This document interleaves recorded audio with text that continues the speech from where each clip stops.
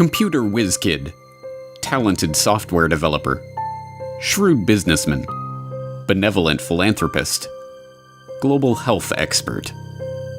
There can be no doubt that Bill Gates has worn many hats on his remarkable journey from his early life as the privileged son of a Seattle area power couple to his current status as one of the richest and most influential people on the planet.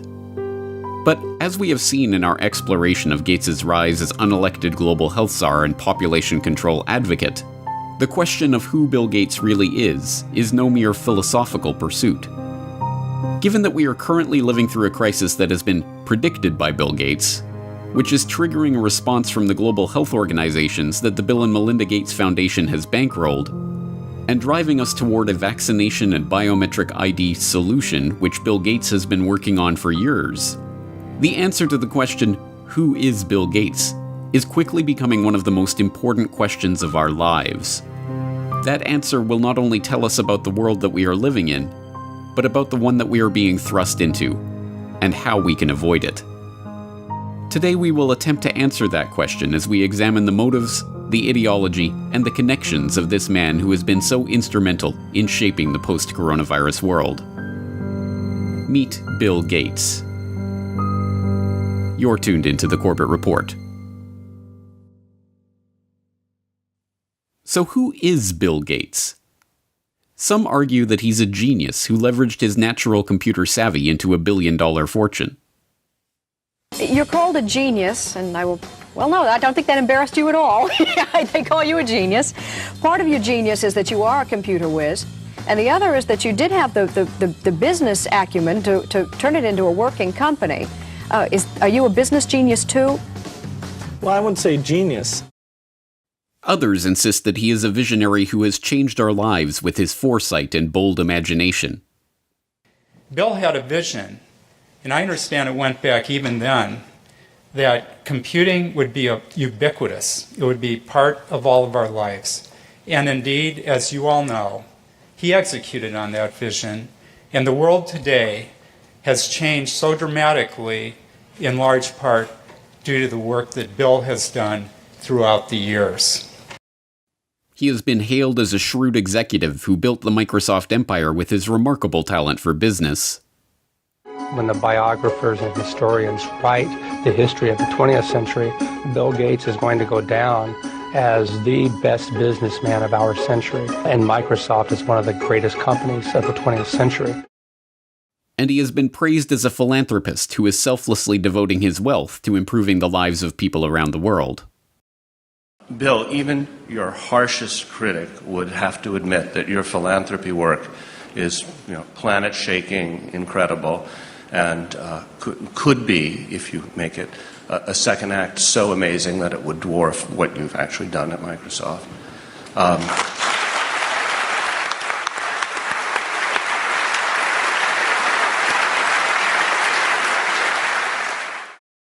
But, like anyone of his status, he has his detractors.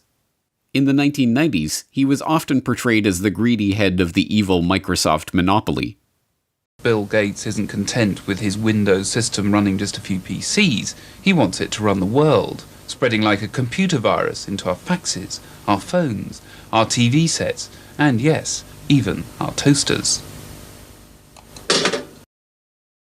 But in the age of the coronavirus crisis, he is most often treated like some sort of epidemiologist or leading health researcher.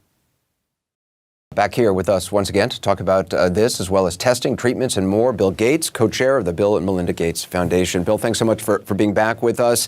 It's been a little over a month since you were here, and at that time, you said the U.S. had not hit its peak. So at this point, do you think we have peaked, and where do you think we are right now in kind of the arc of the pandemic? But in truth, none of these perspectives are accurate. Microsoft's big break famously came from a deal to provide software for IBM as they moved into the personal computer market. But the deal was not the result of Gates' technical genius or amazing business acumen.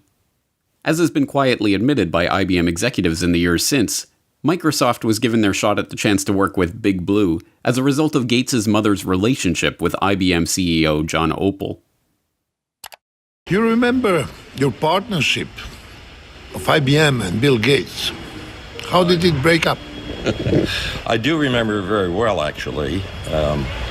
Bill Gates, at the beginning of our relationship with him, was living on pizza and Pepsi-Cola in Albuquerque, New Mexico. And his mother happened to be on the United Way board with our chairman and asked our chairman to help him. And, when the chairman comes in and tells you to go help this kid, 900 people get on the plane Monday morning and they all go down to try to help Bill Gates. So I don't see Bill Gates as this great creative person. I see him as an opportunist. And in fact, in those days, there was a lot of sharing of software code. People gave it away. In Silicon Valley, they would share everything. He came in and he tried to control everything and put a price on it. Computer historians have long known how the basis for what became MS-DOS was not Bill Gates' brilliant imagination, but QDOS, a quick and dirty operating system that had been thrown together by Tim Patterson, a worker at Seattle Computer Products, as a placeholder until he could sell the proper operating system to his customers.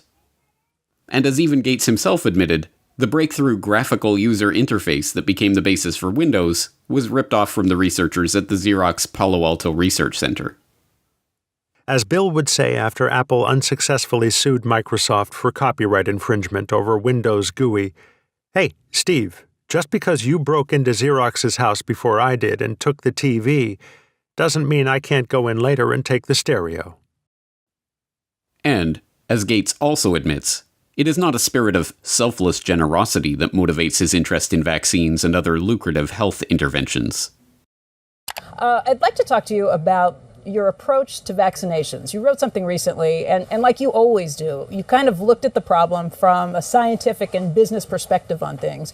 You've invested $10 billion in vaccinations over the last 2 decades, and you figured out the return on investment for that, and it kind of stunned me. Can you walk us through the math? We see a phenomenal track record. It's been $100 billion overall that the world's put in. Our foundation is a bit more than $10 billion. But we feel there's been over a 20-to-1 return. So if you just look at the economic benefits, that's a pretty strong number compared to anything else. As we have seen, Gates's philanthropic investment scheme has paid off well, with his $50 billion net worth having ballooned to over $100 billion after his decade of altruism in the vaccine market. As critics of his foundation have repeatedly pointed out, the 9 million people who die every year of hunger would be best served by securing food supplies, running water, and other basic necessities, not costly medical interventions for rare diseases. But there is no return on investment to be made from that kind of charity. No, this is not about charity. It is about control. The population control grid that Gates has been quietly funding into existence for the past decade, a biometric identification system tied to a digital payments infrastructure that will be used to track, catalog, and control every movement, every transaction, and every interaction of every citizen, is just now coming into view. But the real question is, why is he doing this? What drives a man like Bill Gates, a man rich beyond the wildest dreams of avarice, to spend his time and invest his fortune in schemes to control the population? To find the answer to that question, we have to examine Gates's family background. Bill Gates, it should not be surprising to learn, was born into money. His great-grandfather, J.W. Maxwell, was the president of National City Bank in Seattle. His grandfather, Willard, was also a banker, and his grandmother, Adele, a prominent Seattle civic leader. Bill Gates' mother, Mary Maxwell Gates, was a scion of the Maxwell banking family and, by all accounts, as hard-driving as her forebears. She served as a director of several companies, including First Interstate Bancorp and KIRO-TV of Seattle. She served as a regent at the University of Washington, and she was appointed to the board of the United Way of America, where, as we have seen, she persuaded IBM CEO John Opel to help her son in his fledgling software development career. Bill's father, William H. Gates Sr., was a prominent Seattle area lawyer. He co-founded a powerful law and lobbying firm, helped Howard Schultz in his bid to buy Starbucks, served on the boards of numerous companies and organizations, and, along the way, had a profound influence on his son's life and career. My dad was large presence, both physically and in terms of his wisdom. He worked very hard, so he'd leave in the mornings, often before we had breakfast, and get home in time for dinner. I always looked up to my dad in terms of how hard he worked. At the dinner table, my dad would go through various lawsuits and expect us to follow along. He had high expectations. The young Bill Gates, technically William H. Gates III, although his card-playing family dubbed him Trey, learned much from his parents. From his mother's banking family, he inherited a nose for the dollar, as one childhood friend's father called it. From his hard-driving, legal-minded father, he learned the value of legalizing business arrangements. As a child, he even had a legal contract drawn up to grant him the use of his older sister's baseball mitt. These traits would not earn him many friends, but they served him well as he began to bring order to the anarchic software development community of the 1970s. At that time, software for the brand new personal computer market was the realm of computer hobbyists, people whose excitement about the microcomputer revolution and love of engineering and problem solving led them to develop and share code freely with each other. But this was no good for the young Bill Gates, who, even before Microsoft was off the ground, was already dreaming of commoditizing this hobby and turning it into the basis of a business empire. In 1976, with the ink still wet on Microsoft's first contract with Micro Instrumentation and Telemetry Systems of Albuquerque, New Mexico, the then 21-year-old Gates wrote an open letter to hobbyists, excoriating the early computer enthusiasts who represented his main market for sharing Microsoft's code for Altair Basic. As the majority of hobbyists must be aware, most of you steal your software. Hardware must be paid for, but software is something to share. Who cares if the people who worked on it get paid? Is this fair? The royalty paid to us, the manual, the tape, and the overhead make it a break-even operation. One thing you do is prevent good software from being written. Who can afford to do professional work for nothing? What hobbyist can put 3 man-years into programming, finding all bugs, documenting his product, and distribute for free? The fact is, no one besides us has invested a lot of money in hobby software. We have written 6800 BASIC and are writing 8080 APL and 6800 APL, but there is very little incentive to make this software available to hobbyists. Most directly, the thing you do is theft. The letter was awkward and tone-deaf, as many people have described the young Bill Gates in his social interactions. It heaped vitriol on the very people who would be the customers of any future business, and tried to change an established culture of sharing software code merely by decree. Even Apple computers, which would go on to be one of the prime purveyors of walled garden systems that restrict users' ability to control their own computers, scored an easy marketing victory by responding to Gates's angry letter with a reminder that, yes, folks, Apple Basic is free. But the gauntlet was thrown down, and Gates would have his way. Although freeware and other forms of open-source software development still exist, the establishment of software code as legally protected intellectual property has led to the rise of billionaires like Gates. A nose for the dollar and a knowledge of how to use the legal system to get what you want were not the only things to emerge from Bill Gates' childhood, however. His parents also encouraged discussion about the family's charity work and the causes they held close to their heart. As Gates revealed to Bill Moyers in 2003, those causes included the population issue, which sparked a lifelong interest in reproductive health. One issue that really grabbed me as urgent were issues related to population, reproductive health. But did you come to reproductive issues as an intellectual? When I was growing up, my parents were always involved in various volunteer things. My dad was head of Planned Parenthood, and it was very controversial to be involved with that. Gates tips his hand when he equates issues related to population with reproductive health. The topic is particularly controversial because population control and reproductive health have been used for half a century as a euphemism for eugenics, the discredited pseudoscience that holds that certain families are fit to be leaders of society by virtue of their superior genes. As we saw in Why Big Oil Conquered the World, eugenics was a field named and codified by Francis Galton, cousin of Charles Darwin. Ostensibly concerned with heredity and what would later be known as genetics, the eugenicists believed that the rich and powerful were rich and powerful not because of luck or chance or happenstance, and certainly not from the deployment of cutthroat business tactics and underhanded dealings. No, the rich and powerful had attained their status because they came from better stock. Conversely, the poor were poor because of their defective germplasm. As transparent as it seems to us today that this ideology was a self-serving self-justification for the ruling class, it was quickly taken up as the great social crusade of the early 20th century. From Teddy Roosevelt to H.G. Wells to Julian Huxley to Winston Churchill, there was widespread support for the eugenicist notion that society must strive to make sure that the rich and well-born breed as much as possible, and the poor, infirm, and feeble-minded be prevented from having children. A common eugenicist argument was that the scarce resources of society should not be used to support the lower classes, as that only encouraged more of their kind. Instead, life-saving medical care and intervention should be rationed so that those resources can be best put to use elsewhere.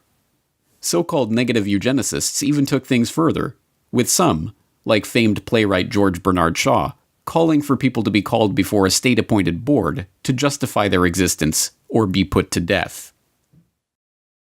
But there are an extraordinary number of people whom I want to kill. Not in any unkind or personal spirit, but it must be evident to all of you, you must all know half a dozen people at least, who are no use in this world, who are more trouble than they are worth. And I think it would be a good thing to make everybody come before a properly appointed board, just as he might come before the income tax commissioners, and say every 5 years or every 7 years, just put him there and say, "Sir or Madam, now will you be kind enough to justify your existence?"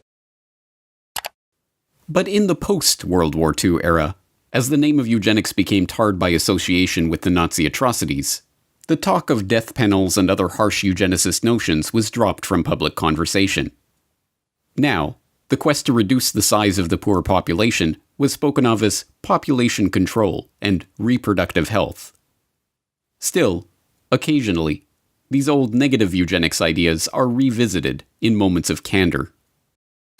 You're raising tuitions at the University of California as rapidly as they can, and so the access that used to be available to the middle class or whatever is just rapidly going away. That's a trade-off society is making because of very, very high medical costs and a lack of willingness to say, is spending $1 million on that last 3 months of life for that patient, would it be better not to lay off those 10 teachers and to make that trade-off in medical costs? But that's called the death panel, and you're not supposed to have that discussion.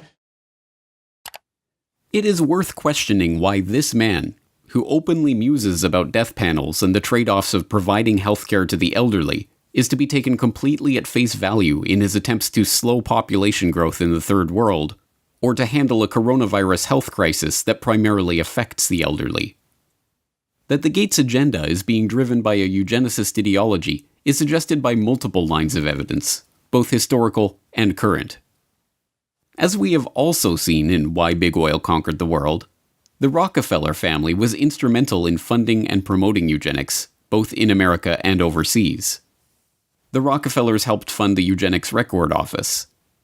The founding director of the Rockefeller Institute for Medical Research, William Welch, sat on the ERO's board and helped direct its activities.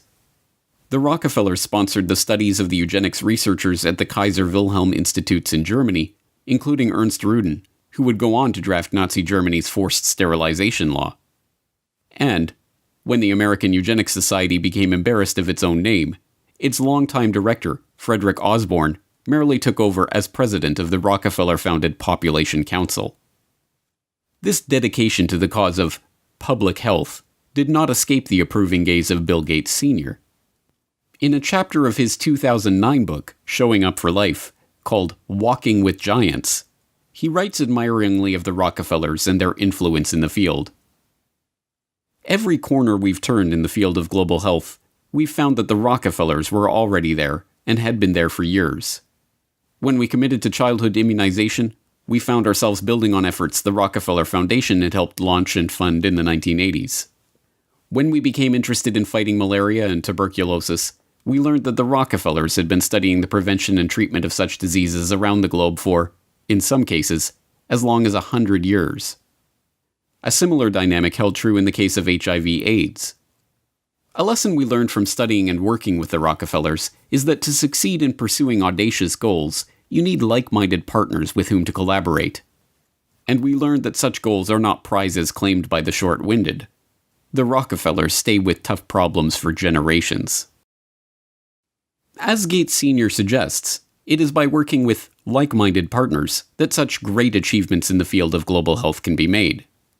For the Gates, these like-minded partners include the Rockefellers themselves. Bill Gates Sr. got to discuss global health, agriculture, and environment with the likes of David Rockefeller Sr. and David Rockefeller Jr. at a meeting on Philanthropy in a Global Century at Rockefeller University campus in 2000.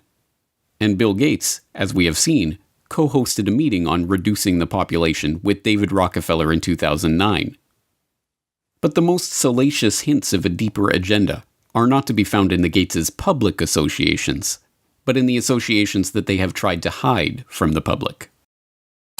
Jeffrey Epstein may be dead, but this story isn't. A shocking new report from the New York Times sheds light on the connection between Microsoft founder Bill Gates and the late Jeffrey Epstein. After Gates' name came up in connection with Epstein and MIT Media Lab, Gates gave a statement to the Wall Street Journal where he insisted he did not have any business relationship or friendship with Epstein. But new reporting from the New York Times outlines numerous meetings between Gates and Epstein and a conversation with Bill and Melinda Gates' foundation, a connection between their foundation and J.P. Morgan to set up a charitable fund that would financially benefit Epstein. You know what I want to know? Why?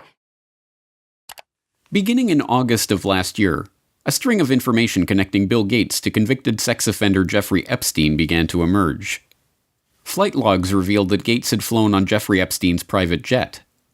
An email surfaced showing disgraced MIT Media Lab director Joy Ito, who resigned from his position after it was discovered that he had helped cover up Jeffrey Epstein's identity as an anonymous donor to the lab, informing his staff that a $2 million donation to the lab in 2014 was a gift from Bill Gates, directed by Jeffrey Epstein.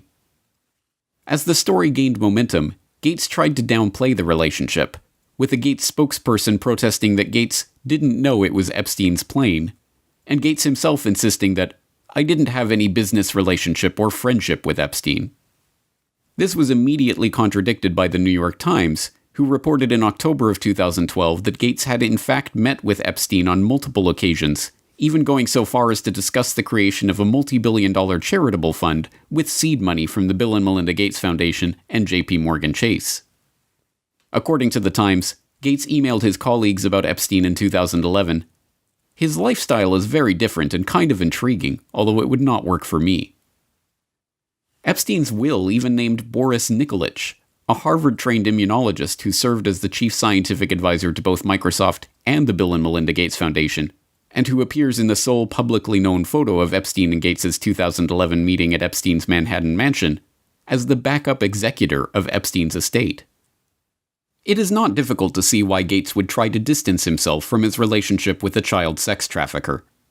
Epstein, after all, is suspected of ensnaring high-ranking politicians, businessmen, and even royalty in an intelligence-directed honeypot operation, recording them in the act of sexually abusing underage girls and using that evidence as blackmail.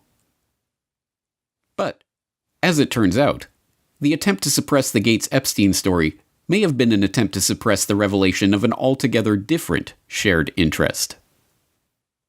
Sources say several accusers have come forward in New Mexico, where Epstein owns a sprawling ranch.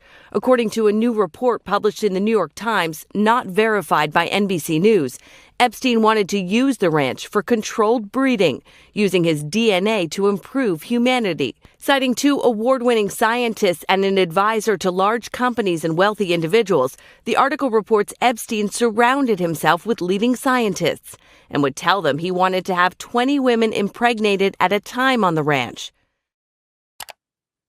The already scarcely believable Jeffrey Epstein story took another bizarre turn in August of 2019, when it was reported that Epstein hoped to seed the human race with his DNA. As the New York Times explained, Epstein's plan to impregnate 20 women at a time at his New Mexico ranch in order to seed the human race with his DNA, a plan he told to a number of the scientific luminaries he kept in his orbit, put a modern gloss on a very old idea. Mr. Epstein's vision reflected his long-standing fascination with what has become known as transhumanism, the science of improving the human population through technologies like genetic engineering and artificial intelligence. Critics have likened transhumanism to a modern-day version of eugenics, the discredited field of improving the human race through controlled breeding. Epstein's interest in genetics led him to sponsor a number of scientists working in the field, including George Church, a Harvard geneticist whose lab received funding from Epstein's foundation from 2005 to 2007 for cutting-edge science. Church publicly apologized for his connection to Epstein, which included several meetings a year from 2014 onward. This was neither the first nor the last time that this unassuming Harvard biologist, whose cutting-edge science often strays into controversial areas, caused a public scandal. In 2019, Church proposed a genetics dating app, which was immediately denounced as applied eugenics. Church also acted as scientific advisor to Editas Medicine, a startup seeking to use the genome editing tool CRISPR-Cas9 to eliminate diseases by deleting the parts of a genetic code responsible for the illness.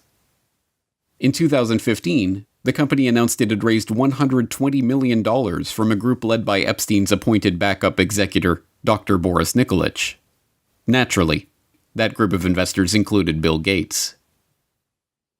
Yes, Bill Gates is certainly following his father's advice to collaborate with like-minded partners. So the question remains, is Bill Gates motivated by eugenics? Given that eugenics went underground over half a century ago, we are unlikely ever to unearth a frank admission along those lines from Gates himself.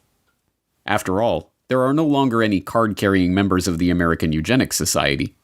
The society was rebranded in the 1970s when, as the society's founder noted, it became evident that changes of a eugenic nature would be made for reasons other than eugenics, and that tying a eugenic label on them would more often hinder than help their adoption. But there was an American Eugenics Society in the 1920s, and it just so happened to boast a William H. Gates on its member roster.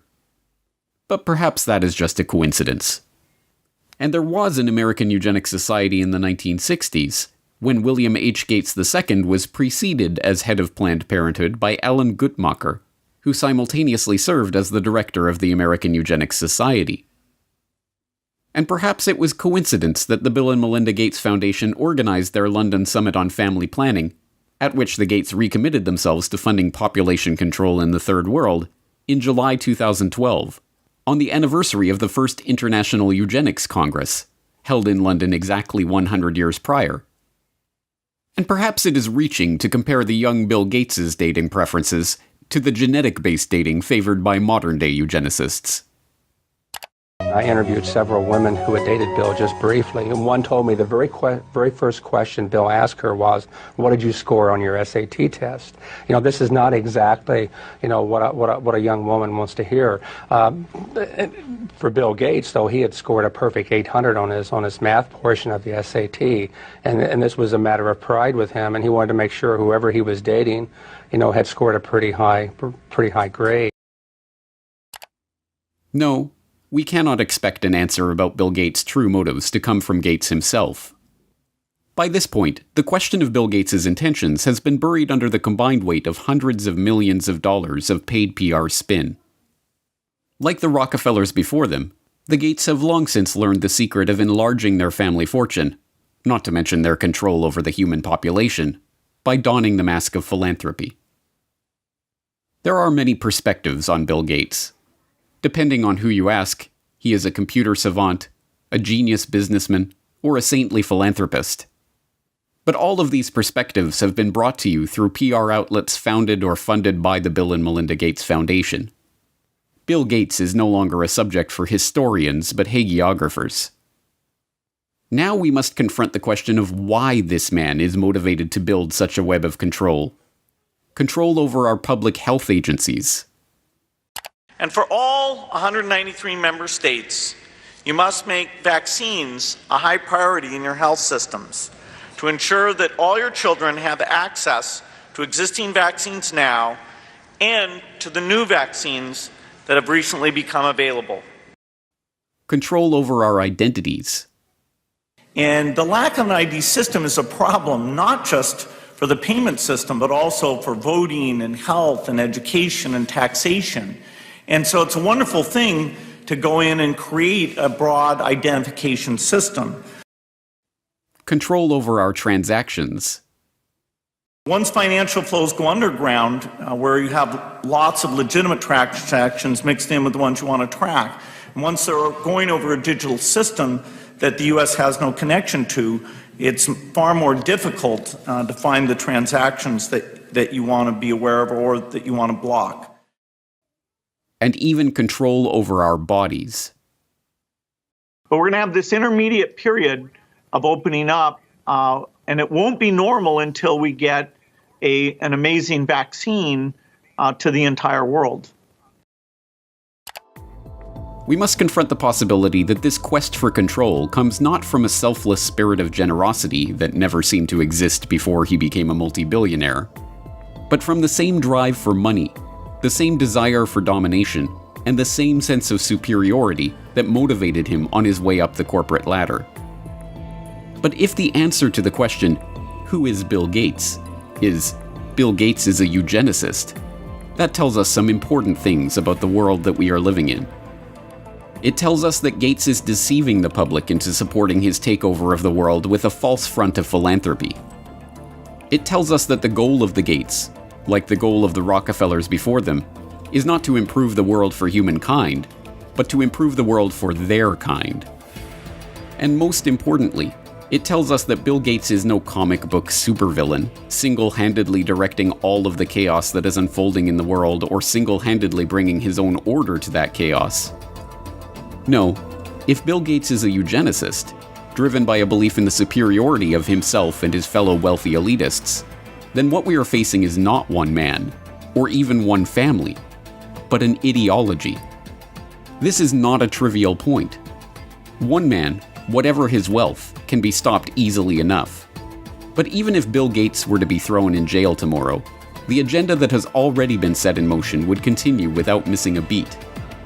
An entire infrastructure of researchers, labs, corporations, governmental agencies, and public health bodies exists, funded more often than not by Gates, but driven by the belief of all those millions of people working for these various entities that they are truly working in the best interest of the people. No, an ideology cannot be stopped by stopping one man. It can only be stopped when enough people learn the truth about this agenda and the world of total, pervasive control that is coming into view. If you have watched all 4 parts of this exploration on Bill Gates, then you are now one of the most informed people on the planet about the true nature of this agenda. You have seen how the takeover of public health has been used to railroad the world into a headlong rush toward mandatory vaccinations, biometric identification, and digital payments. You have seen how the pieces of this puzzle fit together, and how they represent a far greater threat to the future of humanity than any virus. Here is the good news. Armed with this information, you have the antidote to the scourge of this eugenicist ideology. The truth is that ideologies are viruses of the mind. They spread from person to person, infecting them with ideas that can lead to a disease of the body politic. But here is the even greater truth. Inoculations do work. Inoculations of truth against the lies of those spreading their poisonous ideology. If you have made it this far, it is incumbent on you to help inoculate those around you against the corrupt ideology of Bill Gates and all those who seek to control the population of the world. You must help to spread this information so that others have a chance to see the bigger picture and decide for themselves whether they are willing to roll up their sleeves and accept what is coming or not. But time is not on our side. Even as we speak, mass vaccination campaigns are being prepared. We are already building our plans to vaccinate the whole city of Chicago and working with others across the region on a major plan for this. We've bought syringes, we've bought cold boxes, we've planned out locations. Biometric identification schemes and immunity passports are already being rolled out. And so while we started with travel at our core, we're a biometric secure identity platform where it's always been about attaching your identity to your boarding pass at the airport, or your ticket to get into a sports stadium, or your credit card to buy a beer. And so now with the launch of Clear Health Pass, it's about attaching your identity to your COVID-related health insights for employers, for employees, for customers. Programs for tracking, tracing, and surveilling the entire population are already being beta tested. Today we are launching another useful tool that can supplement the critical detective work we are conducting in public health. Alberta Trace Together is a voluntary, secure, mobile contact tracing application to help prevent the spread of COVID-19. And the digital payment infrastructure, the system of financial exclusion that will allow governments to turn off our access to the economy at will, is being put into place.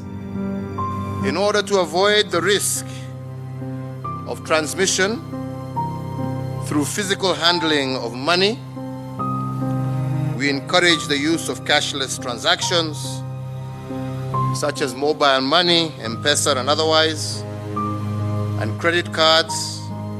People are using touchless payment systems much more than they're using cash, both because we're not interacting with people directly as much anymore, and also because cash is kind of skeezy. We must spread the word about the dark nature of this population control agenda to as many people as we can, before our ability to speak out against this agenda is taken away for good. Thanks to the likes of Bill Gates, the virus of this population control agenda is already here. It is threatening to crash the system as we've known it. But if Bill Gates has taught us anything, Applications like Word and Excel, PowerPoint. It's how to deal with a virus. It's time for a hard reset.